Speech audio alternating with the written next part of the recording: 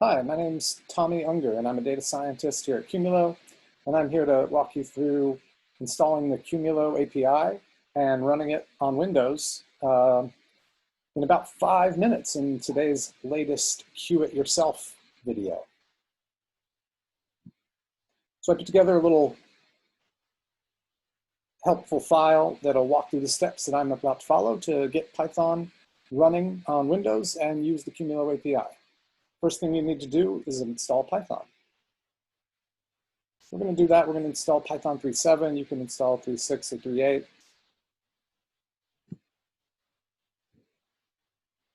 3.8. Qumulo is compatible with all those versions.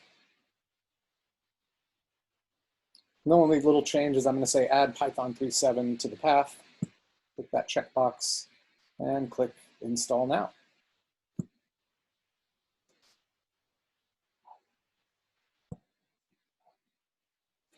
And hopefully that'll install in maybe 2 or 3 minutes on your machine. Looks like it's wrapping up the process here. And we'll close the window. And the next thing we're going to do is open the command prompt, Windows command prompt, and we'll spend most of the rest of the time at the command line working with the Qumulo API. First thing we're going to do is set up a working directory to do our stuff in. So, and make the directory Qumulo work. And we'll cd to Qumulo work.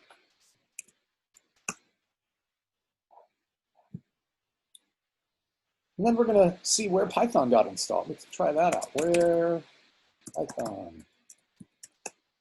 We can see we've actually got a few versions. You can see the most recent install was the Python 3.7. That's what we're going to use for the purposes of this little exercise.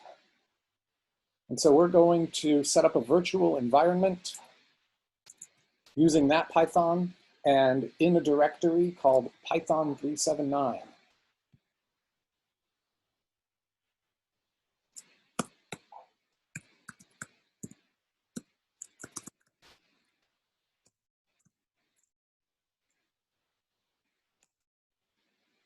That's going to create a directory called Python 3.7.9 inside of this Qumulo work directory where we're going to set up this virtual environment that you can delete when you're all done.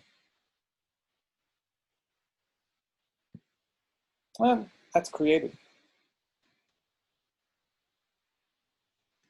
And so we finished that Python setup. It's as simple as that. We're now to installing the Qumulo bindings and a few other things. So we're going to activate our virtual environment.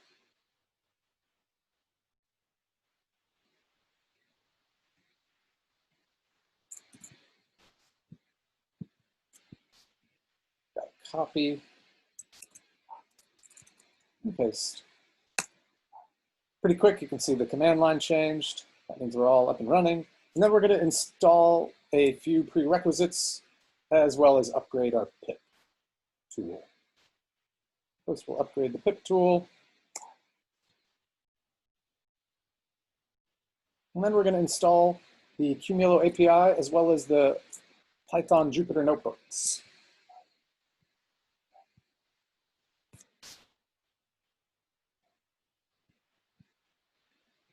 Let's install Qumulo API and Jupyter, and we'll go.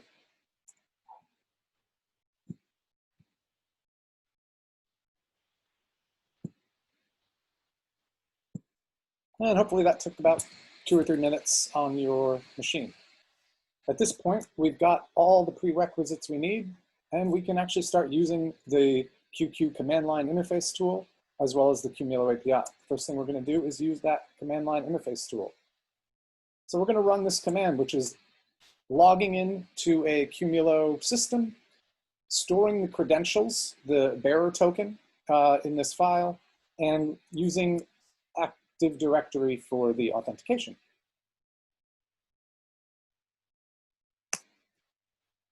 And it prompted me for my username and password.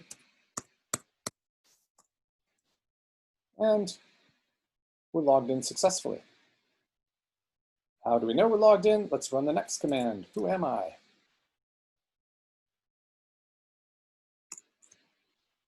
And I am Tommy, and I have a very long SID there. We'll run one more command, and that will be read the aggregates at the root level of our file system. This is, shows some of the power of Qumulo's analytics.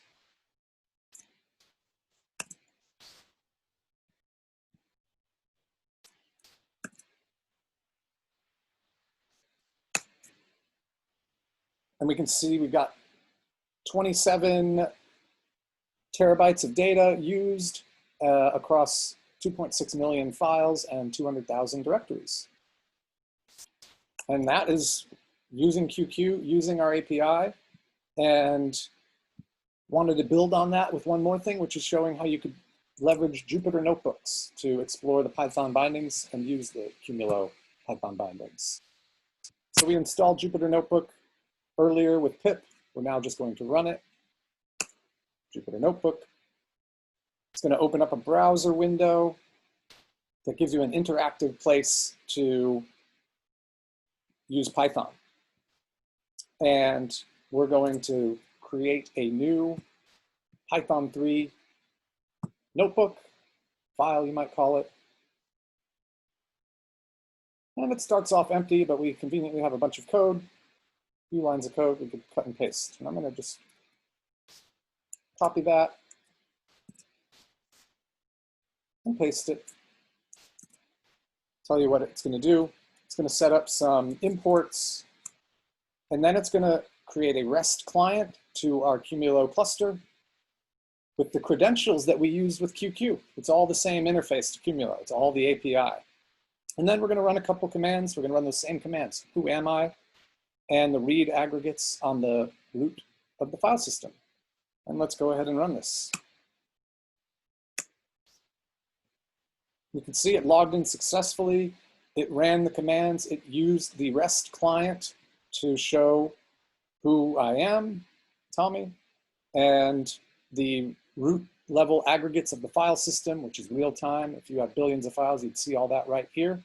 But you've now leveraged the Qumulo API and the QQ tools to really get running quickly on Windows. And thank you for joining me for that little exercise.